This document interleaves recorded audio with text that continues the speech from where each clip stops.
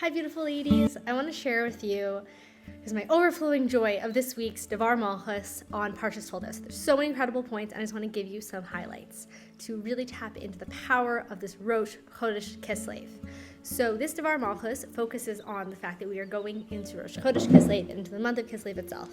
And the Rebbe shares that from this Rosh Chodesh, we can actually learn something about every single Rosh Chodesh. So of course, what is Rosh Chodesh? It's the new moon where we do not see any moon. And yet we are celebrating the newness of the moon, which is the birth of the moon. And really what we're celebrating is the pure essence that's present, meaning there's no light, but there's essence. And this is a theme throughout the entire talk. This idea of you can have Giloim, you can have revelations, but that's nothing compared to the essence. So this is a very powerful idea that so many of us have tapped into, and it's just kind of in the air because it's so connected to Mashiach, is the idea of essence. Right? We no longer feel filled up by being fake in any way. We desire and crave and are passionate about authenticity because we know this truth, that within the birth of the new moon, you have all the lights of the full moon. You have all the revelations, but it's contained within that essence.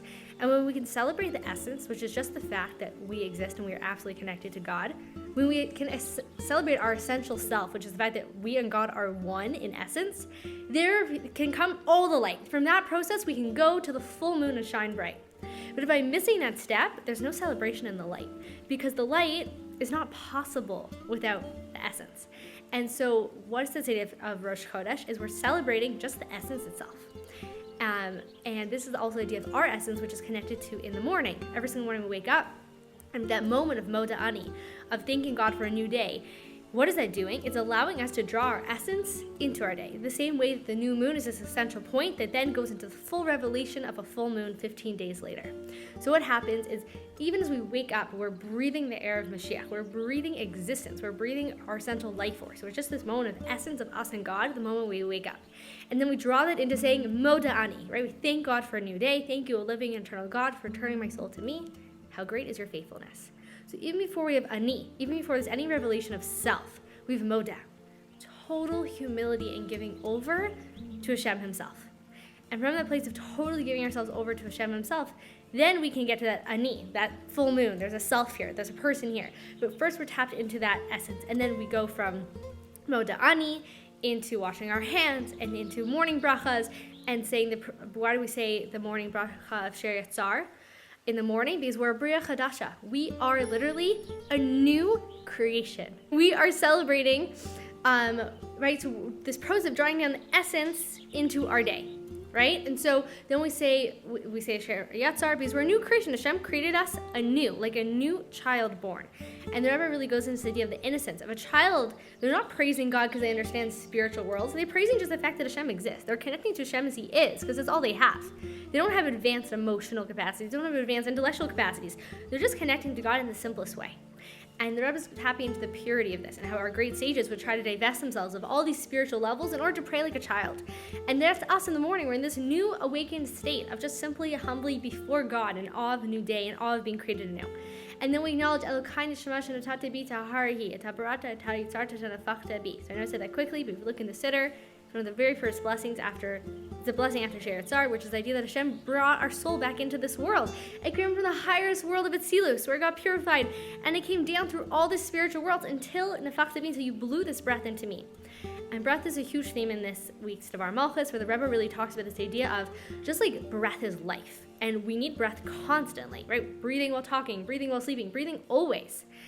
Unlike, eating and drinking, which we need, but have a snack here and there. It's not as constant as breath, nowhere compared. So too, the idea of bringing Mashiach every single day and being connected to the idea of bringing Mashiach every single day is our breath, because Mashiach is our life. What is Mashiach? It's our essential existence. Just like breath is our essential existence, Mashiach is our essential existence. And really tapping into the breath of Mashiach, tapping into how every breath is connected to Mashiach, because that's our essence. And so powerful in the Sikha, the Rebbe talks about this idea that through tapping into our own essence, which is our new moon, which is that renewal with Hashem every moment, every day, and then drawing that into our spiritual voda, right? So then we go into our morning blessings, and then we go into Shacharis, and then we go into our Torah study, and then we go into building Hashem a home in the world. But doing all of our voda, doing every mitzvah from this place of essence, right? The simplest thing of helping another Jew, like whatever it is we're doing, doing that from a place of essence, what that does is it awakens our essence, which is even above the highest level of our soul. It's even above the Yechida Sheba Nefesh, because the Yechida Sheba Nefesh, that's just the name of the essence. We're going beyond names. We're going to you when you wake up in the morning. Just you as you are, with just Hashem as he is. The simplest, most essential connection possible. When we're able to tap into that, which is always here in every breath present, then we're tapping into our Mashiach of our soul, which is the essence of our soul. And that activates Mashiach's soul, activates Mashiach in the world, and actually brings us to this reality of having Mashiach Mamish, of actually, our king, our redeemer from the house of David. And there's the idea brought in the Sikha about, the Jewish people are going to be renewed like the moon. Is one of the prophecies about Mashiach, right? And the King David is going to be renewed like the moon. So what's the idea of being renewed like the moon? It's we're not celebrating the full moon. We're celebrating the essence, the new moon, where you don't see anything. It's not about light. It's not about darkness. It's just about being. It's just about here. It's just about presence. It's just about isness, if you will. Our essence and Hashem's essence, that is Mashiach. We're all in our essential state, which we already are. It's just realizing that and knowing that's enough. And from that essential place, now we can be the full moon and we can shine bright and do our light and do our shlichus and not be afraid of our gifts and talents and not be afraid of anyone else's gifts and talents. We can all be the full moon because we're all in our essential place. That's the only way that in this time not to be jealous, because everyone's shining so bright. It's such a beautiful time to be alive. Everyone's doing their thing. But where does that come from? In a place of no jealousy, a place of no competition, a place of not intimidation, but actually being inspired. We're tapped into our essence. When we're tapped into our essence, we are tapped into Mashiach.